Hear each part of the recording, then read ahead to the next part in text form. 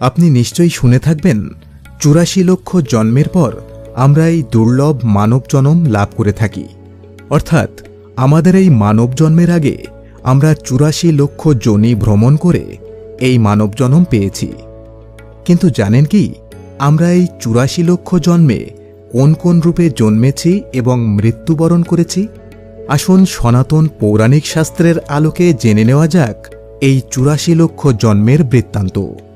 ভিডিওটি তথ্যপূর্ণ মনে হলে সনাতন এক্সপ্রেস চ্যানেলকে সাবস্ক্রাইব করে কমেন্টে একবার রাধে রাধে লিখে যাওয়ার অনুরোধ রইল।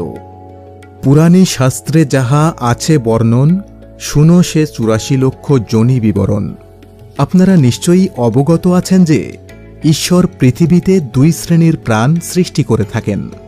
এর প্রথমটি হচ্ছে স্থাবর, তথা যারা একই স্থানে জন্মে এবং একই স্থানে মৃত্যুবরণ করে। আমাদের আশেপাশের গাছপালা, তরুলতা এই শ্রেণীর উদাহরণ।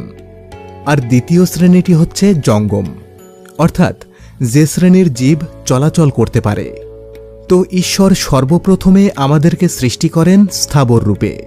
এই রূপে আমরা গাছপালা, তরুলতা বা বৃক্ষরাজি হয়ে পৃথিবীকে শোভা দান করে থাকি। কিন্তু এভাবে কতকাল? রোদে পুড়ে, বৃষ্টিতে ভিজে, খরায় শুকিয়ে বা ঝড়ে ভেঙে নিরন্তর চলতে থাকে বৃক্ষ জন্ম। কিন্তু অবশেষে ২০ লক্ষবার গাছপালা রূপে জন্মের শেষে আমাদের জন্ম হয় তুলসী বৃক্ষ রূপে। আর সেই তুলসী গাছের পবিত্র পত্র যখন ভগবান শ্রীকৃষ্ণের পাদপদ্মে অর্পিত হয়, তখনই আমাদের মুক্তি মেলে বৃক্ষ জন্ম থেকে। কবি বলেছেন, ২০ লক্ষবার বৃক্ষজনিতে জনম, তাতে যত কষ্ট হয় অশেষ কারণ। ২০ লক্ষবার বৃক্ষজনিতে ভ্রমিতে, কত যুগ যুগান্তর যাবে ক্রমেতে। তো বৃক্ষজন্মের শেষে আমাদের জন্ম হয় জলজ প্রাণী হিসেবে। এই পর্বে আমরা কখনো মৎস্য, কখনো কূর্ম ইত্যাদি রূপ পরিগ্রহ করতে থাকি ঈশ্বরের কৃপা লাভের আশায়। কিন্তু এভাবেও বা যাবে আর কতকাল? অবশেষে আসে মুক্তির সময়। ৯ লক্ষবার জলজ প্রাণী হিসেবে জন্মের পর আমাদের জন্ম হয় শঙ্খরূপে। আর যেদিন সেই জলশঙ্খের জল অর্পিত হয় শ্রী গোবিন্দের চরণে, সেদিনই আমাদের মুক্তি মেলে জলজ যোনি থেকে। তাই কবির ভাষায়, মৎস্যে কূর্মে ৯ লক্ষবার জন্ম হয়, ভ্রমিতে পাড়িতে জীব কত কষ্ট পায়। ৯ লক্ষবার জন্ম হয় ধীরে ধীরে, ঘর বাড়ি ঠিক নাই যথা তথা ফিরে। তো জলজ যোনি থেকে তো মুক্তি পাওয়া গেল, তবে কি এবার মিলবে মানব জনম? না, এবার আমাদেরকে জন্ম নিতে হয় কীট পতঙ্গ রূপে। কখনো মাছি, কখনো মশা, শুঁয়োপোকা, কেঁচো ইত্যাদি রকমের কীট হয়ে বারবার জন্ম আর বারবার মৃত্যু। আর এভাবেই কেটে যায় আরও ১১ লক্ষ জনম। কীট জন্মের শেষে জীবের জন্ম হয় মৌমাছি রূপে। আর সেই রূপে আমরা মধু সংগ্রহ করে জমা করি মৌচাকে। এবং যেদিন আমাদের সেই সংগৃহীত মধুর একটি ছোট্ট বিন্দু রাধা মাধবের ভোগে অর্পণ করা হয়, সেদিনই আমাদের মুক্তি মেলে কীটজনি থেকে। কৃমি জন্ম ১১ লক্ষ ভ্রমিয়া বিশেষে, ১০ লক্ষবার পক্ষীজনি শেষে। তো কীট বা কৃমি জন্মের পরে আমাদের জন্ম হয় পক্ষীকুলে। কত শত হাজারো পক্ষী হয়ে আমরা বিচরণ করি অন্তরিক্ষে। তবে এ জন্মেও কখনো সর্পের ভয়, কখনো তীব্র ক্ষুধায় খাদ্যাভাব, কখনো ঝড় জলে নীড় ছিঁড়ে পড়া ইত্যাদি রকমের যন্ত্রণা সহ্য করতে হয় আমাদের।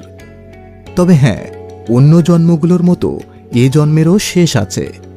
১০ লক্ষবার পক্ষীকুলে জন্ম হওয়ার পর আমাদের জন্ম হয় ময়ূর রূপে। আর যেদিন সেই ময়ূরের পালক মোহন বংশীধারীর চূড়ামণিতে স্থান পায়, সেদিনই আমরা মুক্তি লাভ করি পক্ষী জনম থেকে। কি ভাবছেন, এবার কি পাবো সেই সাধের মানব জনম? না, এবারও নয়। এবার আপনাকে জন্ম নিতে হবে পশুকুলে, অর্থাৎ কখনো মাংসাশী বাঘ, সিংহ বা নেকড়ে রূপে, আবার কখনো মাংসাশীদের ভোজন রূপে তথা মৃগ, ছাগ ইত্যাদি রূপে। আর এভাবে খাদ্য ও খাদকের রূপে আপনাকে জন্ম নিতে হবে ৩০ লক্ষবার। এরপর একদিন শ্রী মধুসূদনের কৃপায় আমাদের জন্ম হয় ধেনু তথা গরু রূপে, এবং গাভীর গোদুগ্ধ দহন করে যখন গোবর্ধনধারীর ভোগে অর্পণ করা হয়, তখনই আমাদের মুক্তি মেলে পশুজনি থেকে। তাই কবির ভাষায় ৩০ লক্ষ বার জন্ম পশুর জনিতে, নানা রূপে কত কষ্ট পায় অবনীতে। অবশেষে গোজনিতে জন্ম যে লয়, এর চেয়ে উত্তম জন্ম পশুকুলে নাই। তো গোজন্মের পর আরও ৪ লক্ষ জন্মের পর আমরা লাভ করে থাকি আমাদের দুর্লভ মানব জন্ম। তবে এখানেও দুটি মত প্রচলিত। একটি মত বলছে এই ৪ লক্ষ জন্ম আমরা অবহেলিত মানব হিসেবে জন্মগ্রহণ করে থাকি। গোজনির শেষে পশুজনি নাই, মনুষ্যজনিতে এবার জন্ম তাহার হয়। মানবকুলেতে জন্ম ৪ লক্ষ বার, অপরূপ সেবারতা কহি সবিস্তার। তবে অন্য মতে গোজন্মের পর ৪ লক্ষ বার বানর জন্মে জন্মাতে হয় আমাদেরকে, এবং এভাবে ৮৪ লক্ষ জন্মের পর আমাদের জন্ম হয় মানুষ রূপে। তবে মানবকুলে জন্মলাভ করার পরেও যদি আমরা আমাদের আত্মাকে মুক্তি না দিতে পারি, তাহলে আমাদেরকে আবারও এই ৮৪ লক্ষ জনম পরিগ্রহ করতে হবে।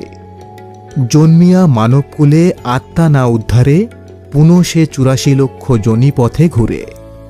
বারবার জন্মলাভে কত কষ্ট পায়, শ্রীচরণ দাসে বলে নাইকো উপায়।